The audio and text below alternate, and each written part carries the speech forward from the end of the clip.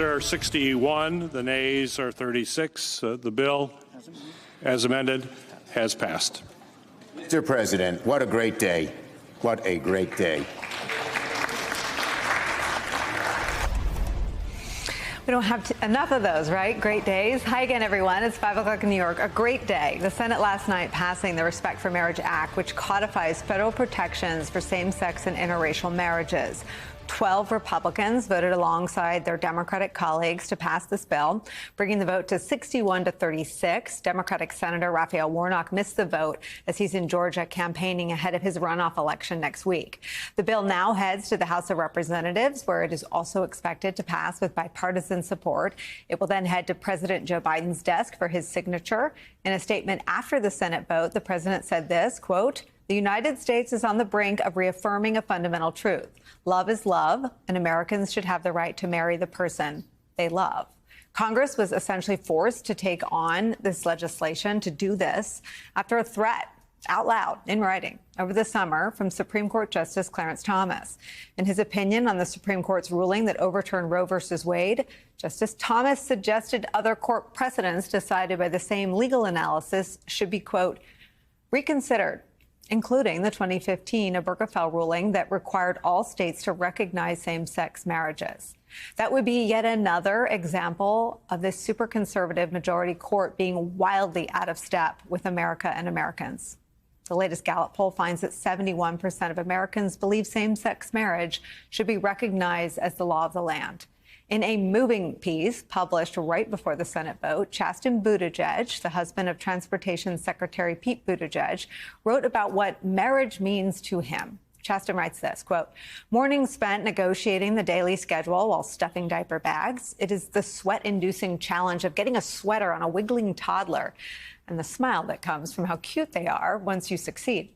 It's scattered building blocks on the floor and scrambled eggs on the wall. It's goodbye kisses at the door and thermoses of coffee in the minivan. It's having the right to juggle it all with the person who makes you feel loved and supported amidst the chaos. It is the right to have a shoulder to lean on at the end of the day in the first place. It is the promise of hard work for your partner, your kids, and for us, our country. My marriage has filled this house with so much love. It makes me want to be a better husband, father, and citizen every day. It has called me to something bigger than myself while recognizing that my kids are now the most important thing in life, and I'd do anything to protect them. Our family and our union push me to make sure we leave our kids a country and a world they can thrive in so that they, too, can enjoy all of the love and light and happiness that Pete and I have known simply by falling in love with one another. Is where we begin the hour. Joining us now, Chasten Buttigieg, teacher, writer, author, husband of Transportation Secretary and former Mayor Pete Buttigieg. He's the author of the book, I Have Something to Tell You. I'm so happy to have you back on this show. And that is the first time I have read that without crying. It's so beautiful. Good to be with you, Nicole. Thanks for having me. So what inspired you to write that, and how long had you been mulling it before you put it out there for all of us to see? I wanted to write it because I just wanted to share, a snapshot of what marriage equality means to one same-sex couple. And to be honest, I was trying to get a bunch of work done, and I was keeping an eye on C-SPAN and hearing some of the folks on the floor debate, your marriage, your family. It just had me thinking, and so I had to just start writing. I did not plan to publish that yesterday, but I just wanted to share just one glimpse of what our marriage, what our family looks like, because at the end of the day, that's what marriage equality is. For us, it is the foundation of a loving family.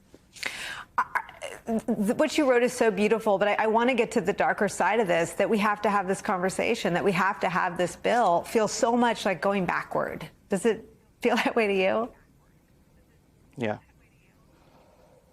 Yeah, I mean, while I'm so grateful, that Senator Baldwin and Democratic leadership got this done, and it means so much. But yesterday, I got to be honest, I felt just a little bit numb. And I was talking about this with Pete and some friends yesterday, that while it is incredible that this legislation passed the Senate with a bipartisan effort, we passed this bill because the Supreme Court is threatening to take it away.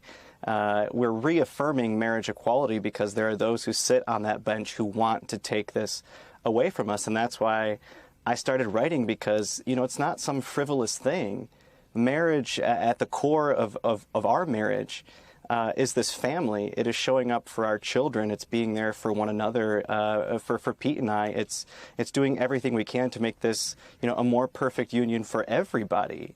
And the reason that we had to put that bill on the floor, the reason that we had to pass it, was because people are still threatening to take it away from us.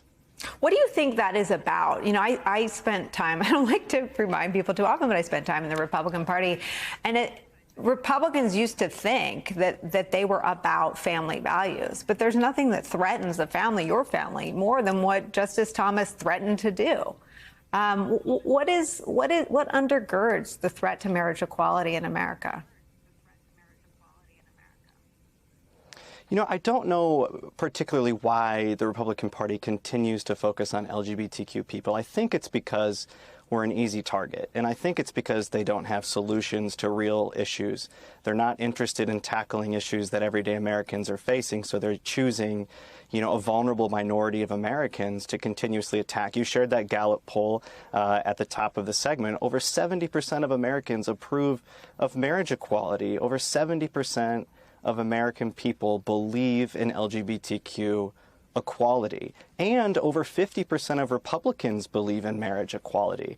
But as you saw yesterday, a majority of Republicans voted against it. And as you said, they are just wildly out of step with the American people right now. And I think it's because they don't actually want to focus on what people are hoping they go to Washington and solve.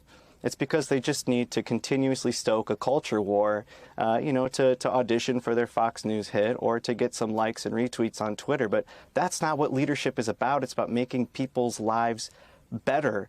And I'm so grateful that Senate Democrats focused on getting this done so they can go back to solving more issues for the American people.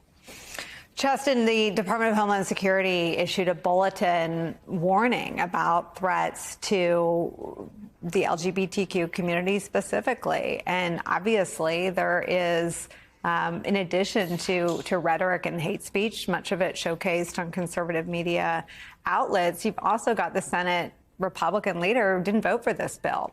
I mean, what makes that threat so pervasive that DHS had to issue a warning to local law enforcement yesterday, in your view?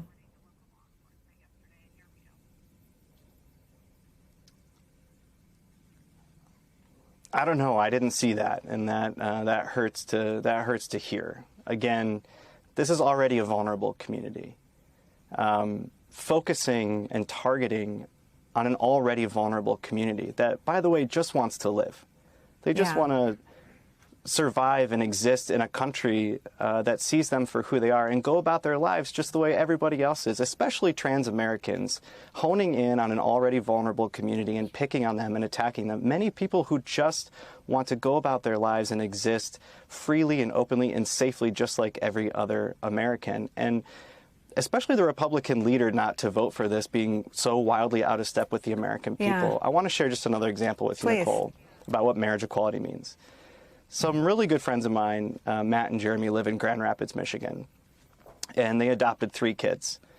And on the day that their adoption was finalized, their young daughter was diagnosed with cancer. Their adoption actually took place in the hospital. And we lost Kate a couple weeks ago to neuroblastoma. These are 2 dads who did everything they could for their daughter, flying her around the country, getting her every treatment possible, trying to find a solution for her, giving her the most loving and supportive home that she ever could have imagined. That is what marriage equality is about. It's about showing up for your partner, and it's about showing up for your family. They are 2 of the best dads that I've ever met. And at the end of the day, we just want to show up for our partners and show up for our kids and get to work and do what we can to just make this a more perfect union for everybody.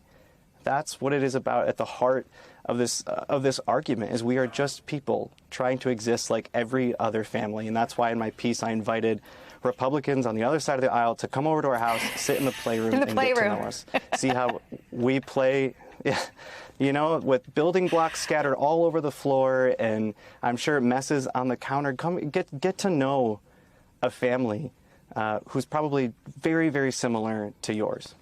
It is I mean, I think the thing about your story is it's everyone's story. It's every mom's story. It's every dad's story. It's every couple with kids' story, right? And the little stolen moments with your partner amid the chaos that you actually can't believe you love because you remember when there weren't Legos under your feet in the middle of the night when you got up to go to the bathroom. I mean, the thing about what you've written and wait, as your kids get older, the Legos get smaller and they hurt more. So that's what you have ahead of you.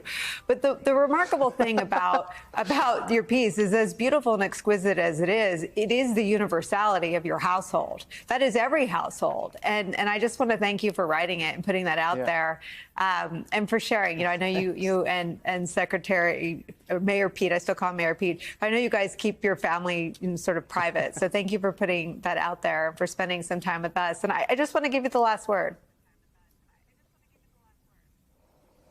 Oh, I appreciate that. Thanks so much for having me on. Thanks for having this conversation. You know, like I said, we're just a family. We're just like every other family. You know, I've got pouch goop all over the windows of my minivan that I'm not sure how I'm going to get off of. You know, I've got heaps of laundry and I've got, you know, dirty dishes in the sink, and I'm just trying to do my best to show up for my kids. And I'm so grateful that Democrats and some Republicans crossed over the aisle to get this done so that my family can breathe a sigh of relief, go about our day, and I hope that the House passes this swiftly and gets it to the president's desk so we can all move on from this debate.